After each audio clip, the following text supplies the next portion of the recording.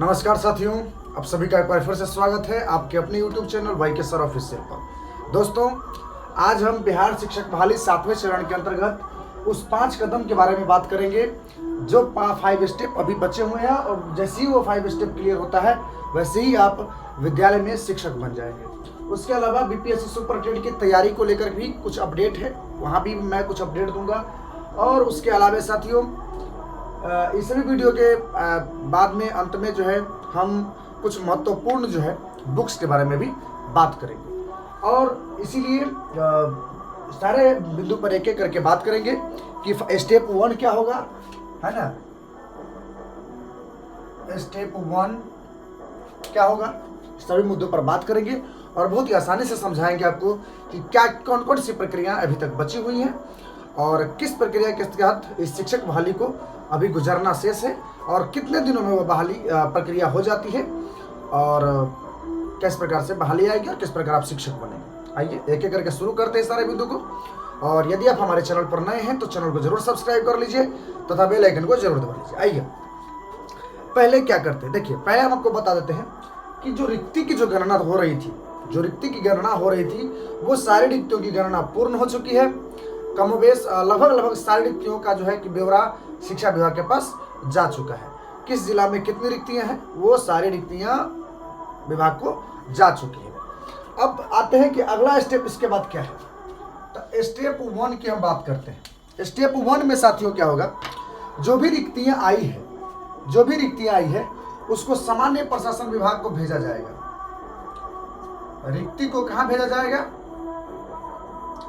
सामान्य प्रशासन विभाग में भेजा जाएगा। सामान्य प्रशासन विभाग में भेजा जाएगा किस चीज के लिए, तो स्वीकृति के लिए। यानी अब यहां समझ लीजिए, जो भी रिक्त पद है, अभी मान लीजिए सपोज दैट एक उदाहरण ले लेते हैं कि पूरे बिहार में कुल मिला के हम मान लेते हैं कि अप्रोक्स 3 लाख सीट अभी मान लीजिए कि ब्यौरा जब भेजेगी, जो जिला भेज रही है, आई थिंक मान लेते हैं कि 3 लाख है। तो सरकार जैसे कि आप देखिए कभी 2.25 लाख, कभी 2.5 लाख, तो जितने भी सीट यहाँ से गणना होकर जा रहे हैं उस सभी सीटों को सामान्य प्रशासन विभाग में भेजा जाएगा। अभी आपको एक अनुमान के मुताबिक बता दें कि बिहार में तकरीबन 4 लाख शिक्षकों के पद खाली है। टोटली पद की हम बात करें तो 4 लाख शिक्षकों के पद खाली है। उन 4 लाख शिक्षकों की बहाली एक ही साथ आपको नहीं मिलने वाली है।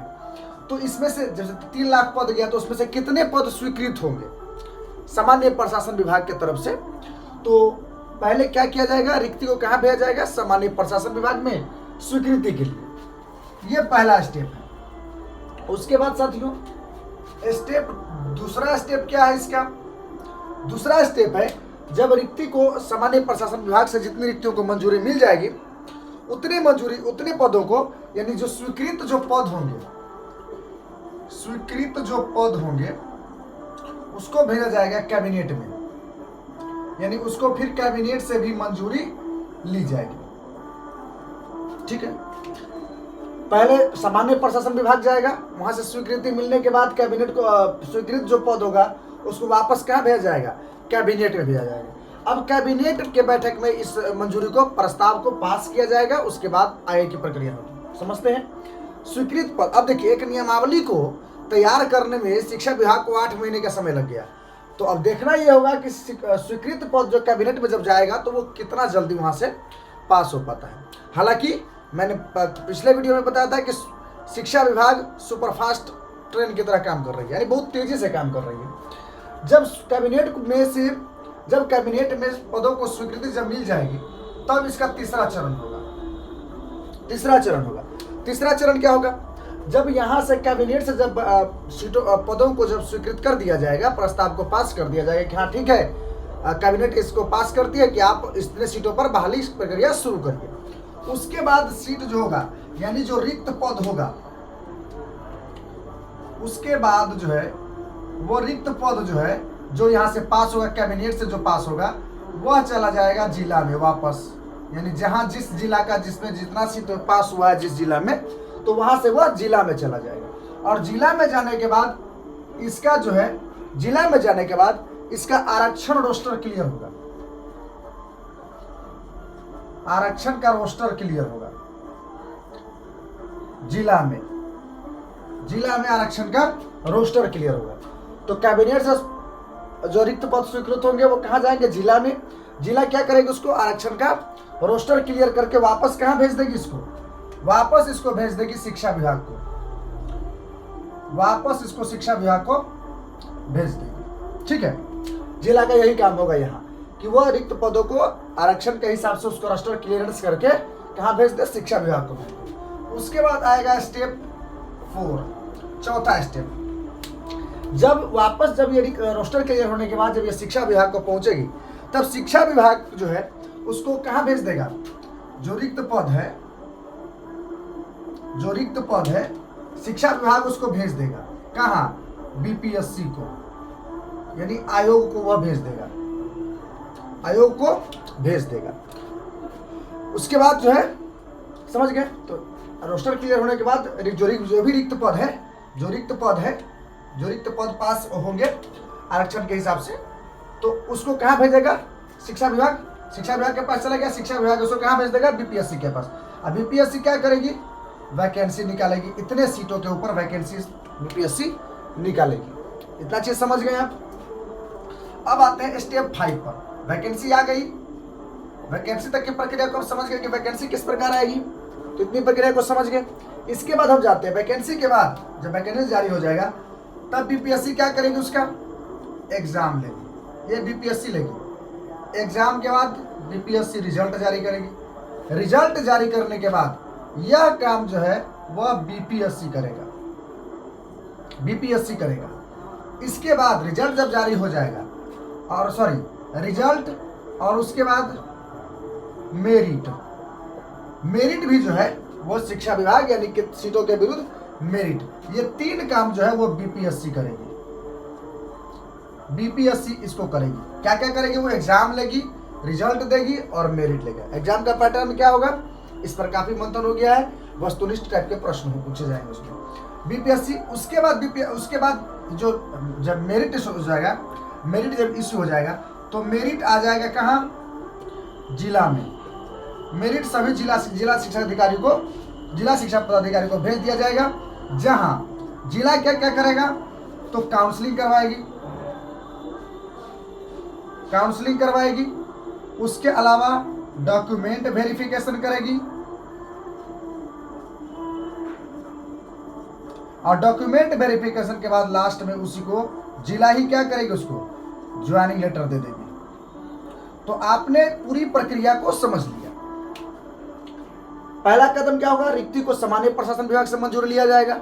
सामान्य प्रशासन विभाग से मंजूरी लेने के बाद उसको कैबिनेट से मंजूरी लिया जाएगा। कैबिनेट से मंजूरी लेने के बाद उसको वापस भेजा जाएगा जिला में, जहां उसका आरक्षण का रोस्टर क्लियर होगा। और उसके बाद जिला जो है रोस्टर क्लियर करने के बाद उसको शिक्षा विभाग को भेज देगी। शिक्षा विभाग को उसको बीपीएससी को सौंप देगा, और बीपीएससी जो है वैकेंसी निकालेगी। और उसके बाद बीपीएससी एग्जाम लेगी, रिजल्ट देगी, मेरिट बनाएगी। मेरिट बनाने के बाद वो वापस जिला को भेज देगी। जिला जहां उसको काउंसलिंग करवाएगा, डॉक्यूमेंट वेरिफिकेशन करेगा और लास्ट में ज्वाइनिंग लेटर देगा। तो ये सारी पूरी प्रक्रियाएं हैं। अब साथियों, अब हम आपको एक चीज बताते हैं, देख लीजिए। क्या कहा कि 20 मई तक जो है 20 मई तक वैकेंसी आने की उम्मीद है। 20 मई तक, जो 20 मई आप अखबार के माध्यम से मैंने भी सूचना दिया था आपको, 20 मई को वैकेंसी 20 मई तक वैकेंसी निकालने की उम्मीद है बीपीएससी को। तो इसका मतलब ये हो गया कि पहला स्टेप जो था रिक्ति की गणना होके किसके पास चला गया?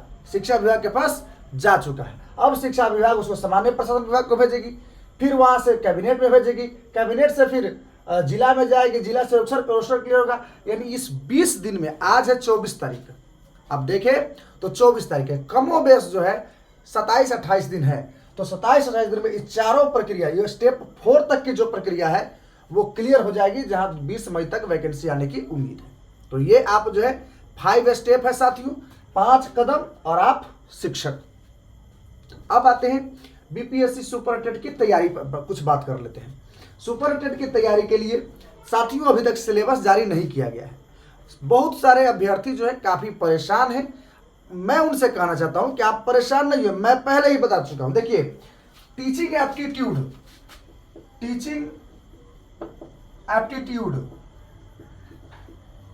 एप्टीट्यूड, ये कुछ नहीं है। टीचिंग एप्टीट्यूड कुछ नहीं है। टीचिंग एप्टीट्यूड सीडीपी का ही, सीडीपी से ही मिलता जुलता ये सारी चीजें हैं, टीचिंग एप्टीट्यूड। तो आप सीटेट पास किए हुए हैं, बीटेट पास है, फिर घबराए क्यों रहे? घबराइए मत। टीचिंग एप्टीट्यूड के लिए आप टेंशन मत लीजिए, है ना। आप सीडीपी के जो है वो आपका अपना तैयारी करिए। उसके अलावे आप जीएस पोर्शन को भी कंप्लीट करिए। जीएस पोर्शन को, जीएस के लिए चूंकि साथियों बिहार में एग्जाम हो रहा है, बिहार सुपर टेट है, तो आज मैं एक किताब लाया हूं। ये केबीसी नैनो का ये किताब है, ये बिहार समग्र नाम से है, बिहार लोक सेवा आयोग बीपीएससी सीडीपीओ मेंस एग्जाम के लिए ये किताब है। तो यहाँ से हमको लगता है कि बिहार के लिए बिहार के बारे में अगर जानकारी चाहिए तो ये किताबें आप खरीद सकते हैं। इसका पीटी के लिए अलग बुक आता है और मेंस के लिए अलग बुक आता है। ये मेंस वाला है, आप पीटी वाला खरीदिएगा, कहिएगा उसको कि केबीसी नैनो प्रकाशन का बिहार समग्र जो है पीटी के लिए दीजिए, ठीक है, क्योंकि उसका ज़्यादा लेवल नहीं। तो जीएस के लिए, जीएस के बाद आपको पहले ये बता चुके अगर आपका सब्जेक्ट है तो अपने सब्जेक्ट पर आप अपना पकड़ बनाइए। तो सुपर टेट को लेकर तैयारी को लेकर आप इसी तरीके से अपनी तैयारी को जारी रखिए अभी, लेकिन जारी रखिए, पढ़िए, है ना। और उसके बाद जब सिलेबस जारी हो जाएगा एक बार, तब पता चल जाएगा ना कि कौन चैप्टर से कितने सवाल पूछे जाएंगे, कौन कौन टॉपिक से सवाल पूछे जाएंगे। तो मैं पहले भी बता चुका हूँ, हिंदी के लिए, टीचिंग एप्टीट्यूड के लिए आप बिल्कुल भी टेंशन मत लीजिए। बाकी जीएस के लिए आप ऑनलाइन भी ऑफलाइन भी तैयारी करते रहिए। वैसे अगर आप इसके विषय में कुछ बुक्स के बारे में अगर आप जानना चाहते हैं तो आप अभी कुछ देर पहले जो पूर्व प्राथमिक शिक्षा के निदेशक थे डॉक्टर रंजीत कुमार सिंह, उन्होंने अपने चैनल पर एक वीडियो डाला है, आप जाके उसको एक बार देख लीजिए, समझ लीजिए, आपको कुछ चीज़ें समझ में आ जाएंगी। तो मिलते हैं अगले वीडियो में, तब तक के लिए देखते रहिए वाई के सर ऑफिशियल। जय हिंद, वंदे मातरम।